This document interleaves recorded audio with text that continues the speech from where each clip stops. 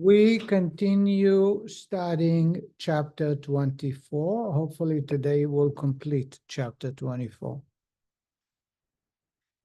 What we studied so far is that when one is misbehaving, disrespecting God, it doesn't matter what type of misbehaving, they are totally separated from God, and they are considered, Kabbalistically speaking, as if they worship idols. The rabbi continues on with the same theme. Now the rabbi wants to explain how will the evil convince a person to sin, to stay away, to cut themselves off of God. The rabbi says, we are on page 324, with second paragraph from the bottom.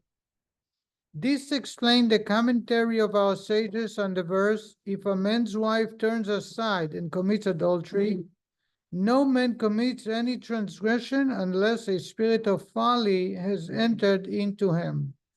The sages thus relate the root of tiste, turn aside, to shtut, folly. It's a play on words in Hebrew.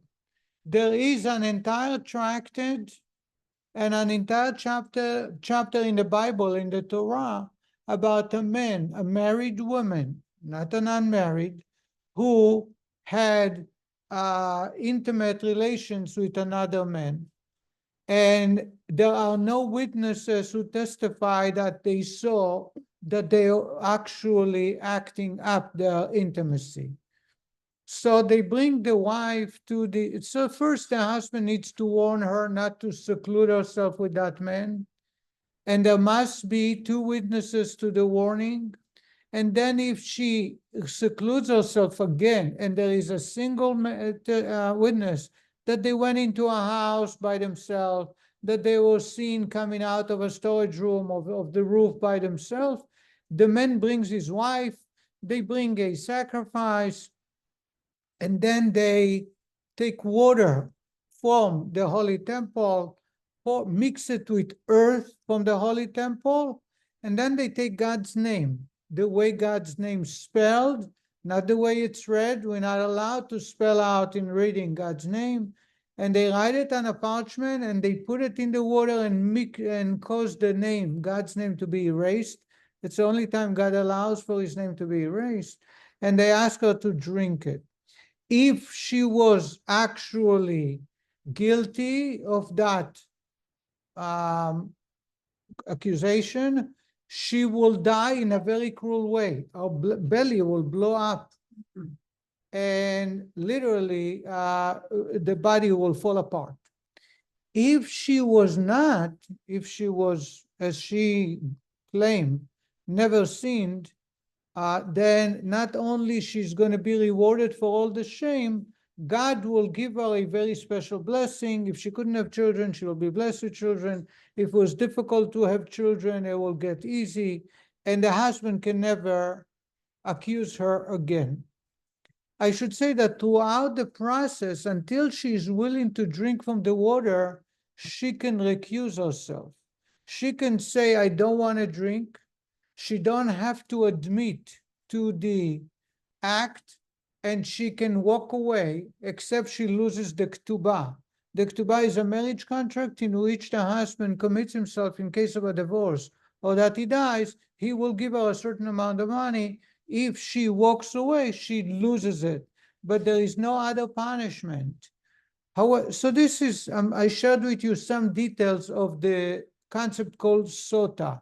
Sota is a verb, a woman who is accused of being intimate with a stranger who is not her husband, after being warned not to be alone with that man. The word sota also is the root of shoite. Anybody who heard the word shoite? An idiot is a shoite in Hebrew. Shoite is a stupid person, a person who acts without thinking. Says the Gemara, this is not Kabbalah, this is the Talmud. Says the Gemara, a person will not commit a sin unless a spirit of folly enters into his heart. In other words, later on, they can't say, I ended up last lesson. They can't even explain what made them do it. They just say it was a stupid act. It was a stupid, my mind, I didn't think what I'm saying, what I'm doing. That's why that lady is a representative of all sin. What she did was stupid, and she may lose her life, and she become a source of pain for the entire family.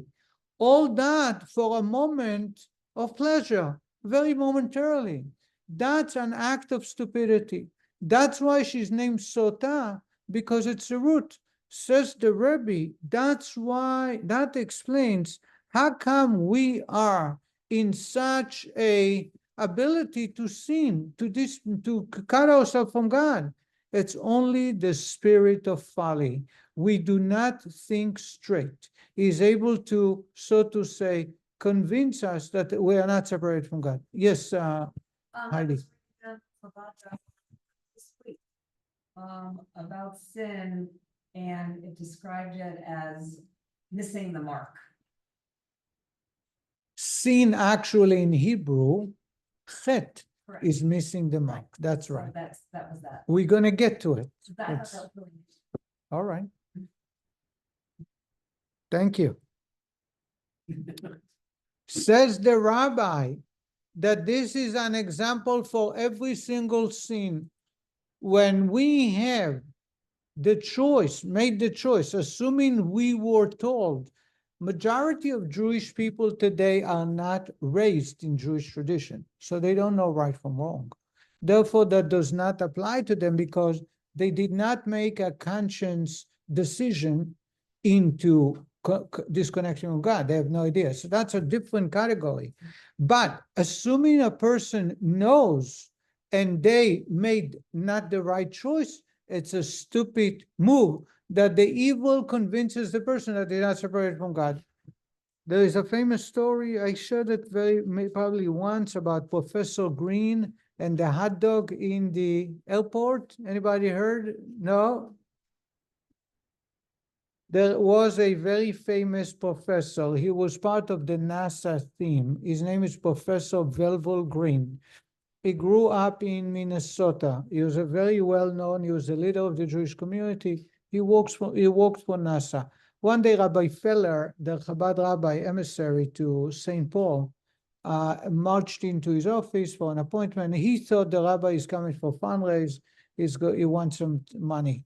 So he either stuck his into to his pocket or he ordered a check, and the rabbi gave it back to him and says, I didn't come here for money. I came here for you. I want to connect you to God. And the guy says, what do you want from me?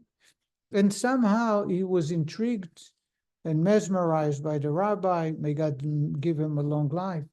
And they connected, and the man started changing and connecting to Jewish tradition. However, being a scientist, he had a lot of conflicts with science and religion. It didn't seem. So the only man that can accommodate the questions was the Rebbe. And the Rebbe had many private audience. He came to speak to the Rebbe in many, many hours, many occasions, and many letters. By the way, one time the Rebbe refused to answer them for about a year, in which he wrote about 20 letters with many, many questions. A year went by, and he came into the Rebbe for a private audience, and he turned to the Rebbe and says, what have I done to offend the Rebbe? The Rebbe says, why do you say that you offended me? He says, well, I didn't get any response from you for the questions I have. And the Rebbe said to him, those questions, I saw that you're so certain about your understanding of science and religion that if I were to address that, it will shake your core beliefs and you'll reject it. So therefore, I held back. But now, the Rebbe says, now, a year later, we can discuss them. And the Rebbe went one by one, explaining him the questions. And he came out and says, the Rebbe solved all my problems. So anyway, this man, Professor Green, when he became observant, he started slowly. He took his time. One of the things he took upon himself is keeping kosher. Now, the guy who was used to eating ham and mixed milk, cheeseburger, etc., it was a very big challenge. One day he said to himself he's going to start keeping kosher.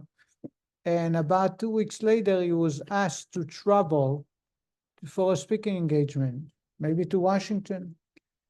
And he had a connecting flight. So he flew back home. He was supposed to connect to a flight and come home, let's say at 10 p.m., but he was still at the airport at 10 o'clock, and it looked like he's going to be there for many hours. And he was hungry, he didn't eat, and he was big. So he needed food. And he says at the time in the airport, all the what do you call them? Those kiosks, all the stores, commissaries or whatever you call them, they were closed already, except one hot dog stand. And the smell was addictive, because it was a famous chain, and he used to frequent that place, and he knew it, and he loved it, and he used to enjoy it. He says, for an entire day, I was planning to be home for dinner, but an entire day I didn't eat. And there is nothing, no apple, no banana, nothing. That's the only thing. And the smell, it killed him. So he said he decided to, that's his famous phrase. He says, God don't care about me eating the hot dog. It couldn't be that God cares if I ate a hot dog or not. One time, he says, we call it an emergency, right? Life-saving. He can die, he can faint. So he goes and he stands in line, and he says he was so sure about himself. This is only one time. Next time in the future, whenever he travels, he's going to take a bag, lunch bag, and he's never going to have that. But there is no choice. He has to do it. And when his turn came, and the guy was waiting for his order, he looked at it and thought for a moment too, and then he ran away. He picked himself and ran. And this is a story he told the Rebbe. About a month later, he saw the Rebbe. He says, Rebbe, I'm still angry at God because I could have enjoyed myself so good and forget about the pain of losing my next flight. He was angry that he couldn't make it home on time, and only because God says, keep kosher, I couldn't do it. And it was very painful. And the Rebbe says to him, do you want to know what it means to be an observant Jew? And he says, yeah. He says, when you walked away, that's when you became an observant Jew. Everything else until that moment had no value. When you made that choice, that's when you're serving God. Because everything else you might do because it pays, because it's healthier, because God said so, and I want to be on God's side. But he said, the Rebbe explained to him that he had a true fight between the evil and the good, and he wasn't led to be fooled around by the evil soul. And that's the idea the Rabbi is speaking here. Whenever we stand on a crossroad, and again, some people were not brought up with this tradition, so they have no idea. So that's not what the Rabbi is dealing with. And that's based on the Talmud. When we are told or raised in that way, and yet we do not all follow God's order all the time, it's literally impossible. The reason that we do not behave is because we are led to be fooled. We are fooled by the evil. That's why the symbol of sin is sota, and it's from the root of folly, being fooled. And he continued, the Rabbi spells it out. For even an adulterous woman with a frivolous nature could have controlled her passionate drive were it not for the spirit of folly within her. So that even that lady, she's not a very holy person, obviously, and yet if she would have contemplated the outcome And what it would lead to, he would have never agreed to do such, to participate in such a behavior. The only reason she did it is because she's foolish. She was fooled. How much more so when we are not faced with such great tempted misbehaving, which covers and conceals the hidden love within the divine soul that yearns to cleave to her faith in God and to his unity and oneness, and that resists even on pain of death any separation from his unity through idol worship. That is, even this adulteress would willingly sacrifice her life rather than submit to coercion to practice idolatry. Even if this idol worship would consist merely of an empty act of prostrating ourselves before the idolized object, without any belief in our heart in the validity of idol worship. We spoke about that in those, that anyone who was raised with the Jewish tradition, they may transgress many sins, but when it comes to a test about their belief in God, they would give up their life. How come this adulteress, when it comes to a idol worship, she would refuse, she would give up her life? Yet here she was willing to transgress. And the reason, says the Rebbe, this is, now, if, says Rebbe, it's because of foolishness, because she was led to believe that she's not separating herself from God through the act of being intimate in a forbidden relationship. Now, if a hidden love of God has the power to enable her to face death rather than to separate from him, surely then it is within its power to overcome the temptation of lust and adultery, which is lighter suffering than death. May God protect us. It is only the spirit of folly, that is, the notion that our sin will not tear her away from godliness, that leads her to commit adultery. Says the Rebbe, it's a spirit of foolishness. Here the Rabbi continues to explain.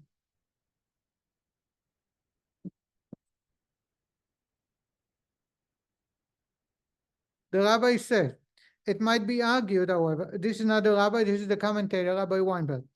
It might be argued, however, that she differentiates between idolatry and adultery. She regards the former as much more heinous and thus more certain to tear her away from God than the latter. Perhaps this differentiation, not the spirit of folly, is why she would sacrifice her life rather than practice idolatry. Yet at the same time, she would not sacrifice her temptation for adultery. In answer, the Rebbe states the following: the distinction she makes between the prohibition against adultery and that against idolatry is also but a spirit of folly stemming from the klipa. Says the Rebbe, it renders her insensitive to the enormous breach between herself and God that is created by every sin. If she were aware of this breach, she would certainly overcome desire and refrain from sin. The same lady, if she was put before an idol and says worship, she would say no, and she would be willing to give up her life. Yet she was willing to, so to say, forego adultery. Says because she fools herself into thinking idolatry, I'm separated from God. Adultery, I'm still connected to God. But it's not true. In both ways, she's separated from God. Is there a reason why the Rebbe brings up this case specifically as opposed to other? Because the name is sota, foolishness. So it embodies, it's the symbol of acting against God out of plain, pure foolishness. Also, it's a one-time act, and the result would be losing her life or losing her family. It's one of the two. Either she said, I don't want to drink the water, and then she walks away. She loses her family and children. Or she's willing to drink, and if she sinned, she would be paying the most. Is there anything opposite regarding her husband? He has accused her of doing something. Is he without sin? I mean, can something rebound on him? So First, the wife can tell the husband not to seclude with a certain woman, no doubt. Second, if the wife, before, when the wife is being tested in the temple, the man she is accused of is going to be punished equally at the same time. You understand that? Is he there? No, it doesn't have to be there. No. In other, our belly is blown up. The man who sinned with her is going to be punished exactly the same way at the same time. So if she walks away, does he walk away? No, she walks away. That's it. She's not allowed to marry that man anymore. The rabbis insisted she shouldn't marry that man. I mean, but if she's married and she walks away and doesn't want to take a drink. She gets a get, but she gets a get. She loses the ksuba, She can marry that guy. but she cannot marry that guy. Now, sometimes the husband would say, I don't want to test her. Because if the husband in the past had violated any of the adultery prohibitions, I wouldn't test her. Then if the husband says, oh, I remember, the rabbi said to him, by the way, the water will test the wife if you're pure, if you're holy, if you did not commit a sin. If you cheated on your wife, it's not going to test. So then he says, okay, so I don't want that. I don't want to make her drink. The rabbi says, okay, you don't want to make a drink, that's fine. You must give her a get, and you must provide the ketubah. Also, I should share one more thing. As soon as he's accusing her, and there is a witness, a single witness that testified that she was secluded, they are not allowed to live together anymore until after the water testing. You understand that? So they're not allowed to be together. They have to, not separate bedrooms, separate homes. And now they go to Yerushalayim. Either she drinks the water, or if she refuses, she walks away. There is no punishment, only she loses the ketubah. If he refuses to give her to drink, he has the right to withdraw his request. But at this point, it means that he must divorce her and he must give her the ketubah. And the man that she's suspected to be in with, she's not allowed to marry. So that's one thing. Second thing here,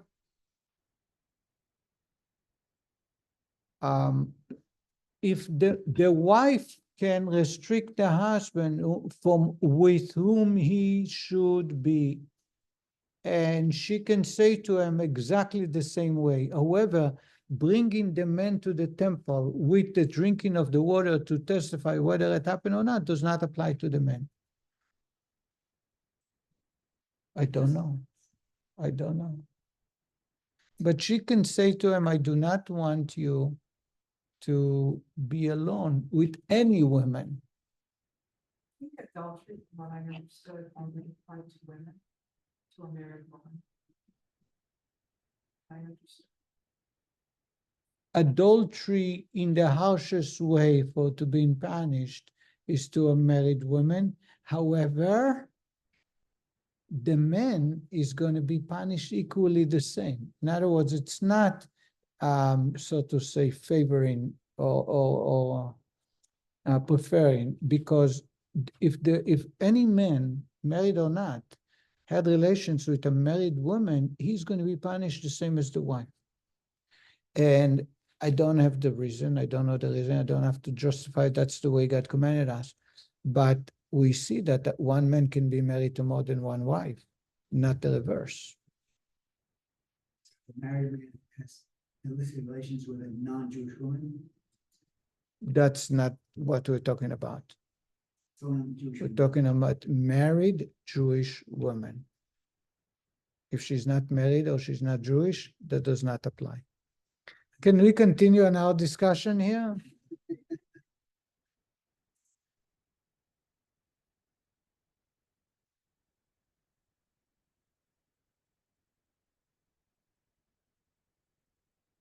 It renders her insensitive to the enormous breach between herself and God that is created by every sin. If she were aware of this breach, she would certainly overcome desire and refrain from sin. Yet the spirit of folly envelops the divine soul only up to, but not including, its faculty of Chachma, which is, as explained in chapter 18, represents the power of faith in God. This faith is unaffected by the spirit of folly because of the divine light that is clothed in the faculty of Chachma, as explained above. What the Rabbi is saying is, the spirit of folly is able to hold on to our intelligence, convincing us that when we commit a sin, we're not separated from God. It's only temporarily. Tomorrow I'm going to say, I'm going to buy flowers. She'll be happy. She's angry. God is angry at me. I'll buy him flowers. I'll be extra kind. But in truth, at the moment, we're totally, completely separated, just like idol worshiping. Therefore, when confronted with a matter that directly bears on her faith in God, such as idolatry, where the spirit of folly is powerless, she would willingly sacrifice her life. But when faced with the temptation for adultery, where the spirit of folly can and does conceal her faith in God and her hidden love for him, she succumbs. As stated in the subjective distinction between the two stems from foolishness and insensitivity. In truth, says the Rabbi, however, even he who commits a minor sin transgresses the divine will, and he is completely sundered from God's unity and oneness. The Rabbi says, when someone eats non-kosher, is exactly like someone worshiping idols, because we disobey God, we cross the line, we disconnected from God. God turns away from us, and it is similar to idol worship. So when someone transgresses, in effect, worshiping idols. What? Spiritually, yes, it's the same. All the time, anything. Now, I'm not speaking from a platform that I'm perfect. I'm not perfect. I sin too. But we need to know that's the reality. The reality, when we disobey God, we cut ourselves off of God. And therefore, idol worship, what is idol worship? We discussed before. We are the only one with a choice. We'll see it in a moment. And therefore, we are the only one who can disobey God. We can go away from God, create a new idol. Animals don't have idols to worship. Plants, galaxies, angels, they cannot disobey God. They follow God's order to the T and dot. We are the only one who have the choice, meaning I can create another God. When I sin, I created my own God. I'm separated from God, and therefore I'm a new idol. That's the idea of, and the Rabbi extensively discussed it before. The Rabbi goes further and he says, and I think I touched upon it last time, maybe you studied it last week, that when someone sins, they are worse than the evil power. Because the evil power, when they disobey God, they were ordered to do that. That's their mission. If they don't do it, they are not serving God. When I do disobey God, I am actually separating myself from God. And that's what the Rabbi says. Even more than the Sitra Achra and Klippa, which are called strange gods and idolatry, since Klippa does not violate God's will, whereas he does, and more than all things of this world that are derived from them, namely the unclean cattle, beasts, and birds, and the vermin and reptiles, which all receive their life force from the tree completely unclean klipot. We're not allowed to eat ham. We're not allowed to eat a horse. We're not allowed to eat bugs. Why? Because their sustenance comes from the three unclean klipot. Therefore, we should not engage in them. We shouldn't have nothing to do with them. It doesn't mean that they are evil. It doesn't mean they disobey God. They were created by God for a purpose, for a mission, and therefore they follow that dictum. But when I engage in the activity that's against God's will, I am, so as the Rabbi is going to say, we are worse than the unclean animals. We are worse than the Sitra Achra, than the evil spirit, because they did not break away from God. The person who transgresses even a minor sin then is worse and lower than the Klippa and all that derives from them. As our sages have said, when a man sins, he is told, the gnat preceded you. Here I'm going to explain that. The simple meaning of this statement is, you have no cause for pride, even the lowly gnat who was created before you. But the deeper spiritual meaning is that the gnat takes precedence over the sinner in rank, as the Alter Rebbe goes on to explain. This means that even the gnat, which has, the Talmud stated, consumes food but does not excrete, indicating a klipa, a evil spirit, which is higher of selfishness, it does not give anything of itself, says the Rebbe, which is the very lowest form of klipa and is far removed from the holiness, which characteristically gives of itself even to those far from it. For holiness implies humility, which leads to kindness and to benevolence, while klipa represents egocentricity and selflessness. Now, even the very lowest klipa, symbolized by the gnat, takes precedence over the sinner in the order of descent of the divine life force from the divine will. So let me just give you a little bit introduction to what we just read. Some of you have heard that before. In the creation of the universe, who was created first, animals or men? Animals. So the Torah, the Talmud tells us, when men pride rises, we remind them that he came last. In other words, it's not that important. Don't rise too high. Don't think of yourself too much. Remember, even the fly, even the mosquito, I'm going to use the word mosquito, even a mosquito or a fly was created before you. So why you think that you're such a big shot? That's the Talmud. Here is the Kabbalah interpretation to it. In Kabbalah, you have holiness, and then you have selfish, and then you have only me.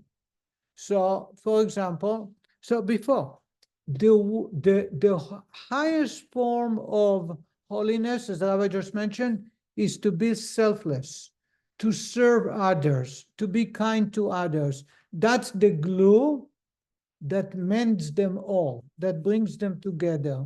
Remind me to tell you a story of the Alter Rebbe, this Rebbe, when he became a Rebbe.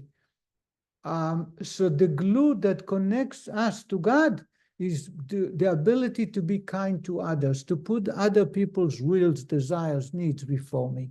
And by the way, it works in workplace, it works in relationship, it works between anybody. What is the exact opposite, a polar opposite of holiness? The worst, uncleanliness and defilement is when someone is only taking and not offering anything in return. Give it to me free, and I want it for myself. That's the worst. So, for example, there is an animal, there is a bird called chasida, stork. Have you heard of the stork? The stork, the one that delivers babies. The stork is an unkosher animal, unclean animal, not fit for us for consumption. Now, why is she called chasida? Chasid, the Talmud describes Chasid as someone who is extra kind with his surrounding. That's the definition of a Chasid. How come she gets such a holy name, Chasida, and yet she's not kosher? And the answer is she cares about her surrounding. She would share food with all her friends and family members. But yet she's not kosher because she only considers her friends and family as people, as animals to share her finding. She would not share it with a stranger, for example. And therefore, she's not kosher, even though she's very kind. She's very kind to her family. So why are cows kosher? Because they give milk. I don't understand. Just a minute. Just a minute. You have other animals. Some of them would have good traits. Some of them would have no good traits. But every single animal was created in a system that it takes, she or he, and they give back. They give back to their family, they give it to the spouse, they give back, they give eggs, babies, they give something back. That's the universe. You have kosher animals, which are refined, so to say. God said they are refined. You have non-kosher animals. I used a very good symbol of the Hasidah, of the stock. She's called Hasidah, meaning she's kind, but she's not kosher because she's kind only to her. If you're on my party, on my side of the street, that's the one I'm going to help. Everybody else don't get the help. So therefore, it's not kosher because that's not the proper giving. Then you have another category, the mosquito.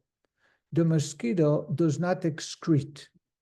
They eat, suck blood until they grow big, and then what happens? They blow up. That's how they die. I'm not a scientist. I didn't study science in school. Yeah, you said yes? Mosquitoes on your arm, you hit it, and it Blow pulls up. the blood. You just, Because they do not give, they don't give anything. In other words, their life is all about one way. Give me. This is the exact opposite of what holiness is. Holiness is about give me and I'll give back more than you give me. Unclean, give me and I'll give you some. To some people at some conditions, I'll give something to society, to the universe. I'll contribute something. But something that says, just give me, and they will not in return give nothing, it is the symbol of the mosquito, of the gnat. And therefore, that's the Kabbalah understanding why the rabbi chose that animal to tell a man when they sin, don't pride yourself, don't think of yourself too much, because all the animals who preceded you, and the Talmud uses the example of mosquito. It's not a chosen just by a chance. It's just because it symbolizes taking and taking without giving. In other words, when we misbehave, it's out of breaking the balance of giving and taking, of taking and giving. If I only take and not give, or if I give in the wrong way, inappropriate relationship, giving to an addict so they can fuel their addiction. There are many, many ways of giving. Seemingly, it's considered giving. I give him, I help him, I give him a check, I give him money. But that helps that child, or that helps that spouse, or that helps that stranger buy a bottle of vodka and continue their misbehaving. That's not giving. That's destroying the person. The true meaning of giving is kindness, where it benefits the recipient. What described the opposite to the very, very far, 180 degrees, it is that mosquito. And that's why the Gemara uses the example of a mosquito to tell a person, when you don't behave, don't realize that you're created for a purpose, and that purpose is to serve God by giving. As soon as you stop doing that, realize that even that mosquito does not misbehave God, does not go against God. So in other words, there are three levels of unholy, of selfish, of misbehaving. One is being selfish. I like non-kosher animals. All they care is about the tribe, the herd, the school, the group. The second one is the mosquito. Only give me, give me, give me. The third one is the human when they disobey God. We are at that moment become worse than the mosquito. So from all three, we are on the bottom. Is that clear? Before I get to other stories, I have some stories to share. Yes. Maybe I'm a little confused here. God prepared the world, but man came along to be able to rule over it and to be able to take advantage of it and to prepare a table. So all these things that preceded the man were put there for man's use. So for someone to say, listen, this man came before you, yeah, I came later because I'm in charge of all of this. So the Gemara, you're asking a question on the Gemara, not on the Rebbe. That's what the Gemara says. The Gemara gives one answer so that men should come to a fully prepared house with the furniture and all the condiments and all the food in the refrigerator and in the pantry. But the second one, the Gemara says, that's one answer, and that's what you like. The second answer, the Gemara says, to remind men not to pride themselves and remind them that if they go astray, they are last in the creation, meaning in priority, in the list of priorities, they're last. Kabbalah takes it a step further. That's the Rebbe. The Rebbe says, the reason we use not, as an example, it could have said the tiger came before you, or it could say the bee came before you, is because the worst of all creation, all creatures that God created is a mosquito. And when man sin, he goes farther down than the mosquito. Do you understand that? That explains many other stories. I'm going to share with you a story I just discovered in a moment. There is a famous story about Titus. Titus, a Roman emperor. By the way, it's corroborated with history. He conquered Jerusalem, destroyed Jerusalem and the temple. And then he took all the vessels and the furniture of the temple to Rome as a sign of destroying the Jewish people. That's why you have the gate, the Arch of Titus. That's the name. Okay. While he was on sea, a great storm fell, and the boat was about to get sunk. So Titus turned to God and he says, oh, you're a smart Alec. You are very powerful with water. On dry land, you're powerless because you destroyed the universe with water and you punish Pharaoh with water. So now you punish me with water. Why don't you let me go on land and let's see if you can punish me? That's what he said. So God said, okay, so the ocean come down, and as soon as he fell, by the way, what I'm telling you is a Talmudic story. It's not Kabbalah, it's in the Talmud. As soon as he landed, a mosquito came into his nostril and entered his brain. By the time he was dead, so the mosquito would eat up and grow. He suck him. The Gemara tells us a story. You know the story, right? He couldn't sleep, he couldn't this, he got mad. He went mad from that. One day he passed by a blacksmith, and the blacksmith was hammering on metal, and that shaking of loud voice caused the mosquito to stop because he was shaken or he was intrigued or whatever. The mosquito wasn't biting him, wasn't buzzing him, because there was no brain operation at the time.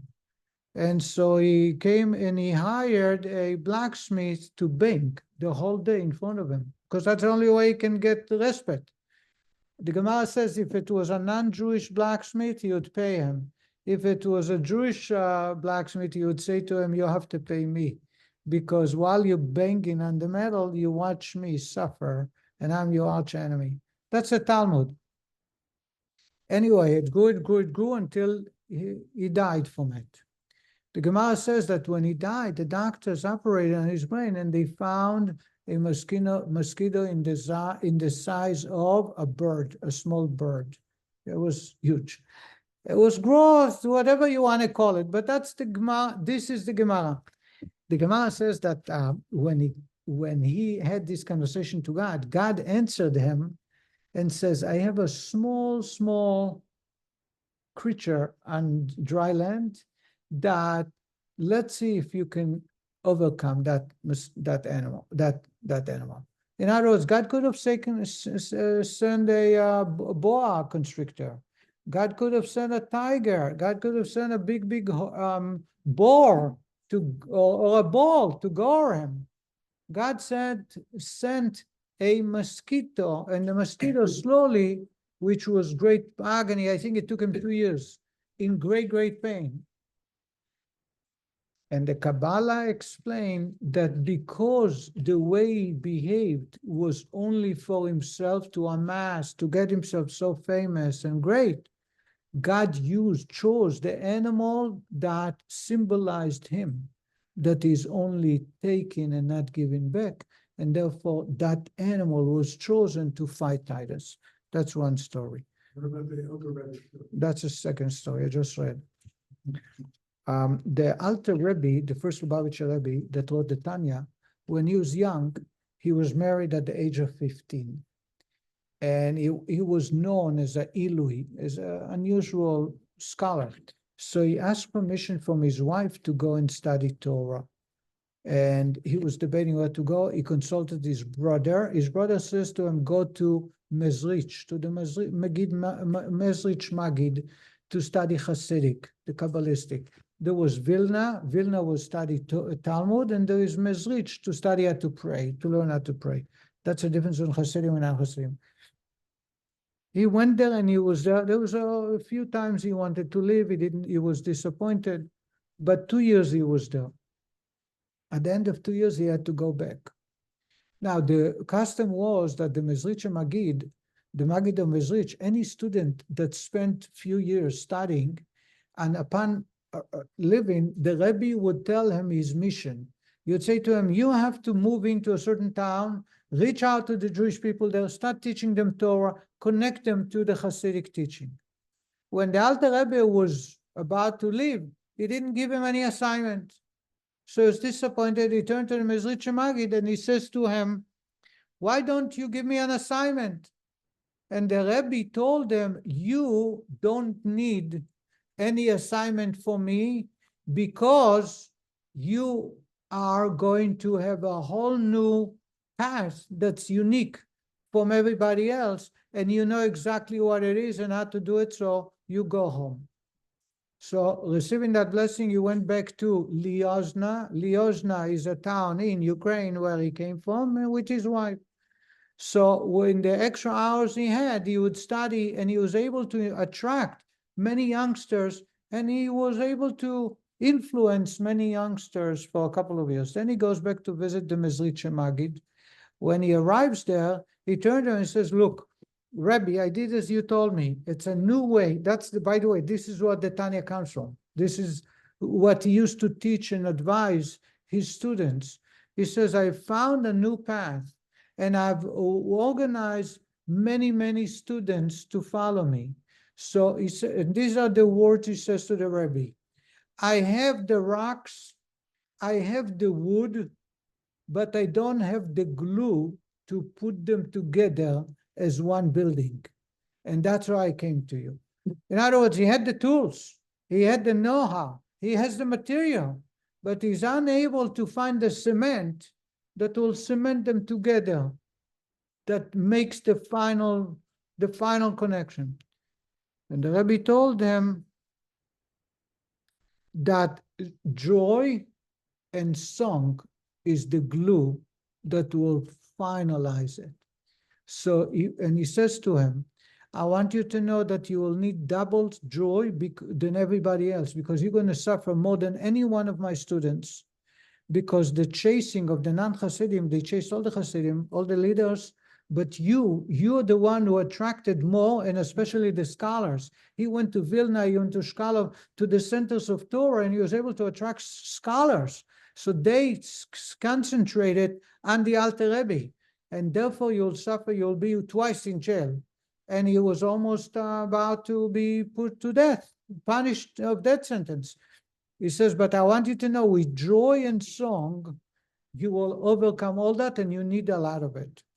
So therefore, the point is that there has to be the glue for us, aside joy and song, as we are Hasidim of the Alter Rebbe. Joy and song are things that are a must, a part and parcel of every activity and every day. But in addition, the starting, so to say, the bedrock, the foundation must be humility. Mosquito defies it to the very extreme. When a man sin, he is worse than a mosquito. And that's why the Talmud tells us, when a man sin, the mosquito, we say to him, why you sin? Why are you priding yourself? Even the mosquito is created for you. Remember that? That's one. Then I have another story for you. Yes. Brothers from Liadi, Yes. how did he get there? Liadi was later, after the second arrest.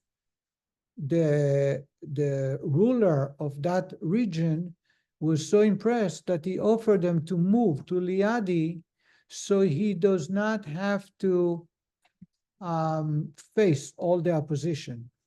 And the Rebbe at first says it's illegal. The Tsar, Alexander I, forbade Jewish people from living in large cities and dealing with bars and trading liquor. And he says, don't worry, I'll take care of that.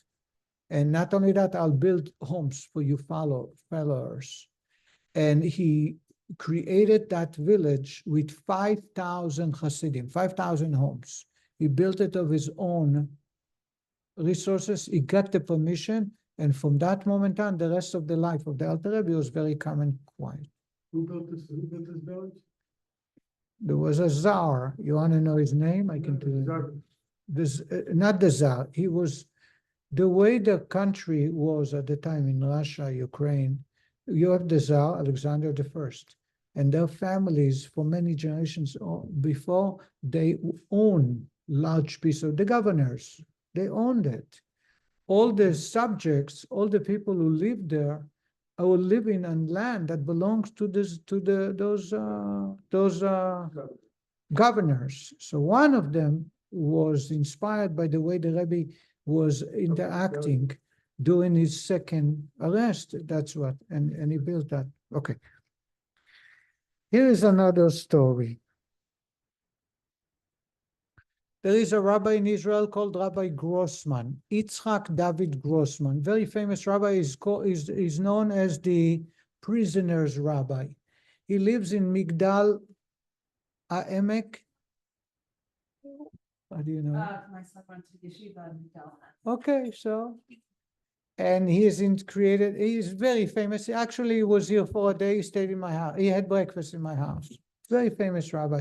His daughter, a great miracle about vision. She lost her vision, and the Rebbe literally cured her. His daughter is my wife. They were very close when Sarah learned in Israel for you. Anyway, Rabbi Grossman, very well known in Israel everywhere, tells the following story. He came to visit the Rebbe one year, and while he was at his guest's house on a Sunday, he received a call from the Rebbe's secretary, Rabbi Klein, who says to him, the Rebbe is at the Ohel. The Rebbe is at the gravesite of his father-in-law right now. And the Rebbe came out in the middle to speak to me. The secretary is always there. And he says, call Rabbi Grossman, find where he stays, call him up, and tell him that there is a jail in New York called Sing Sing. Anybody heard of that one? You laugh, you're smiling. Huh? Yes. Yeah. I assume that you have experience with that. First electric chair was there. Yeah. Really? Yeah. Is it still around? Yes. Was it not supposed then? He says to him, there is a, Yeah. Right. Well, Sing Sing was like. That's what, upstate. there is a jail called Sing Sing. Very, very tough jail. There is a Jewish inmate in there that needs help, emotional support, and if he can travel to meet that prisoner. Rabbi Klein says, that's what Rabbi asked me to tell you.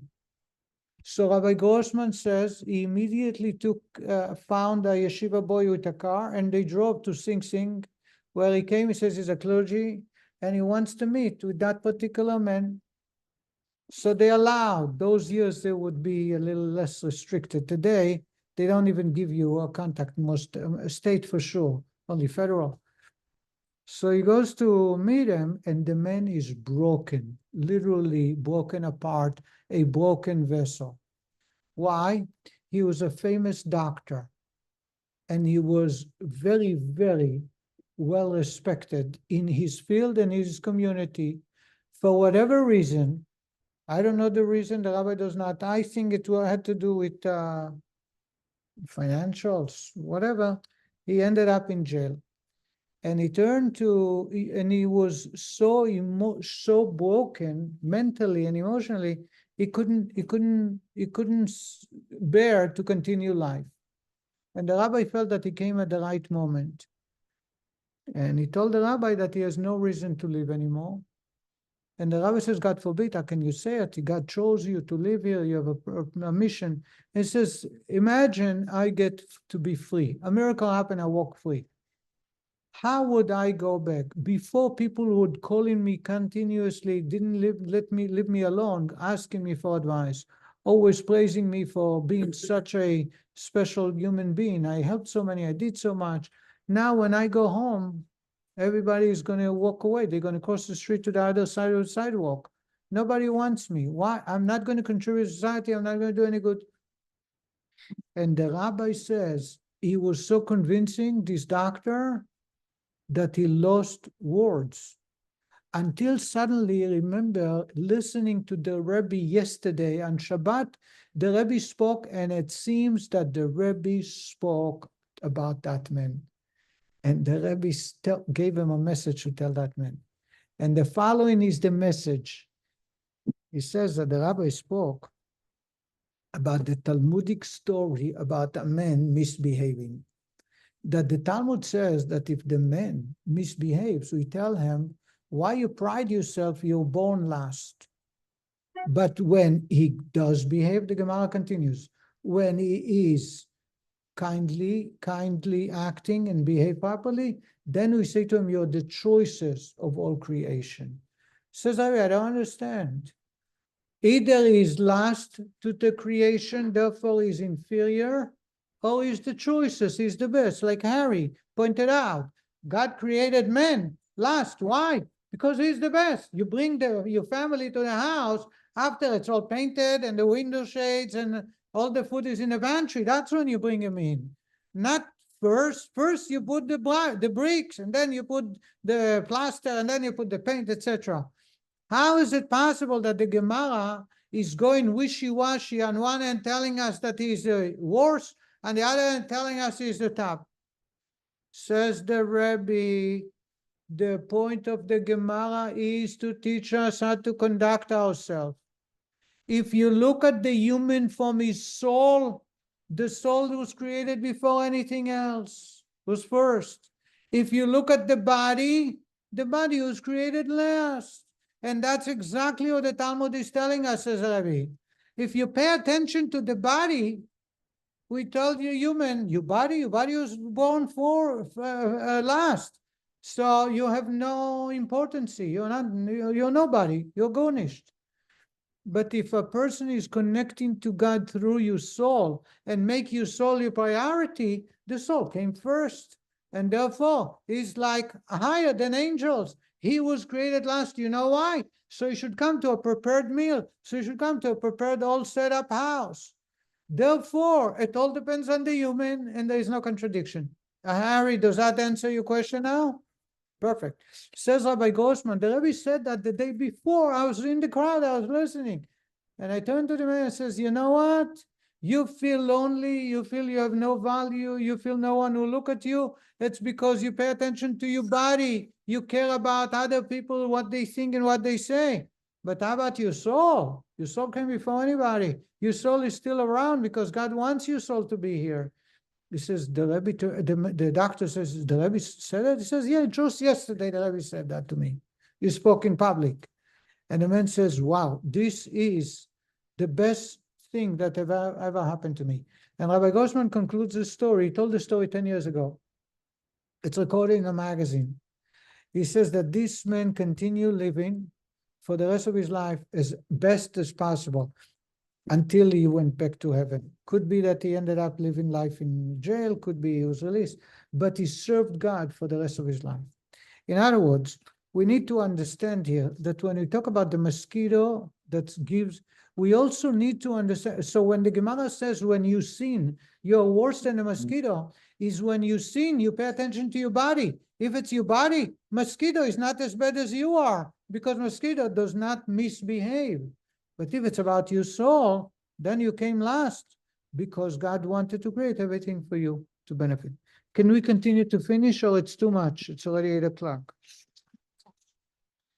All right, we'll continue, we'll complete right here until we spoke about, okay, next week we're going to talk about the fact that God blessed man, that all animals fear him and respect him.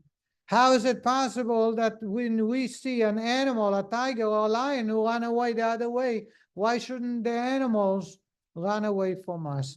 And that has to do with our relationship with God. Thank you so much, everybody. Mazel tov, Rabbi. Mazel tov for what? Shmuley, For what? didn't Shmuley become a rabbi? Oh, Shmuel. Yes, thank you very much. Mazel tov. You're right.